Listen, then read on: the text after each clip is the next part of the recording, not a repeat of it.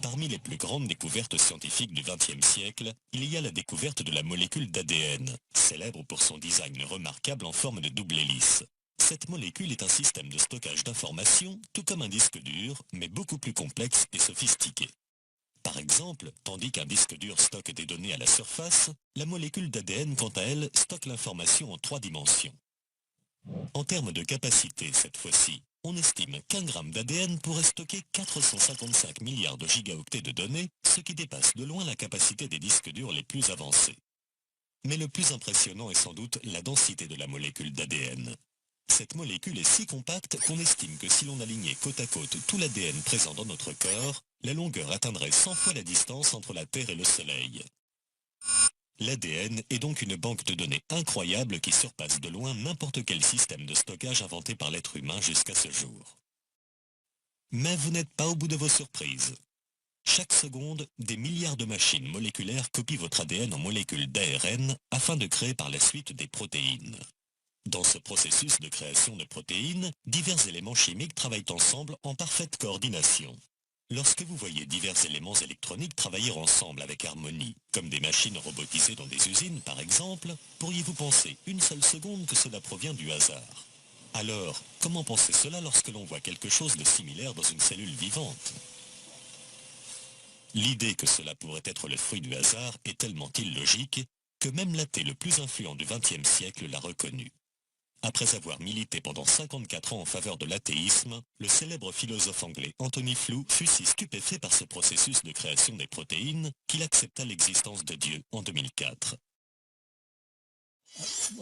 Je pense que les récentes découvertes autour de la molécule d'ADN ont montré une complexité tellement incroyable dans les arrangements qui sont nécessaires pour produire la vie, qu'une intelligence doit forcément avoir été impliquée afin de permettre à ces éléments chimiques, si différents les uns des autres, de travailler ensemble. Professor Anthony Flew of England and Reading University is the world's foremost academic atheist over the last 50 years and the author of more than 30 books. His first debate with former atheist-turned-Christian, C.S. Lewis in 1950 in Oxford, England, was the first time he advanced his argument for atheism. He later wrote a paper titled Theology and Falsification. The paper became the most widely reprinted philosophical publication of the last half-century and a key foundation for atheists and agnostics. But now it is the advancement of science itself that has changed the mind of Flew and some scientists. At a recent summit at New York University, Flew changed his position and now believes in God as the creator of the universe.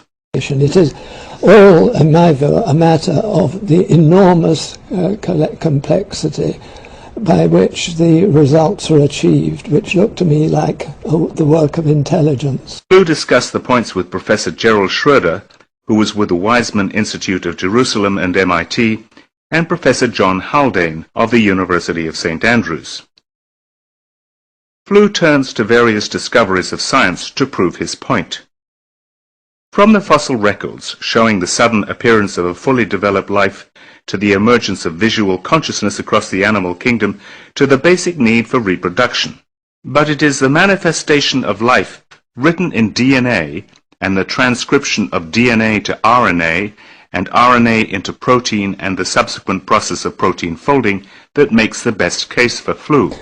What I think that the DNA material has done has shown by its almost unbelievable complexity of the arrangements which lead to produce this being, that intelligence must have been involved in getting these extraordinarily diverse elements to work together.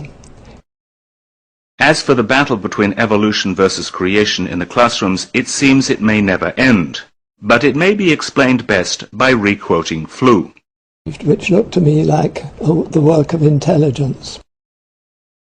What were some of the factors that prompted you to, in recent years, reconsider atheism and to come to the conclusion that that there is a intelligence? It's been entirely these I suppose, biological discoveries and discoveries about the chemistry.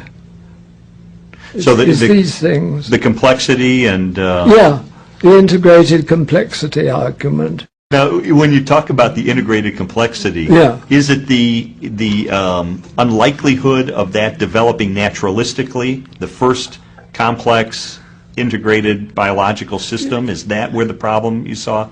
Well, yes, because after all, there is a problem about even, well, of physical nature. There's a, it's, if the integrated complexity of the physical world is a good reason, as Einstein clearly thought it was, of believing that there was an intelligence behind it, then this argument applies a fortiori with the inordinately greater integrated complexity of the living world. It seems to me this is just obvious that that argument is much stronger now.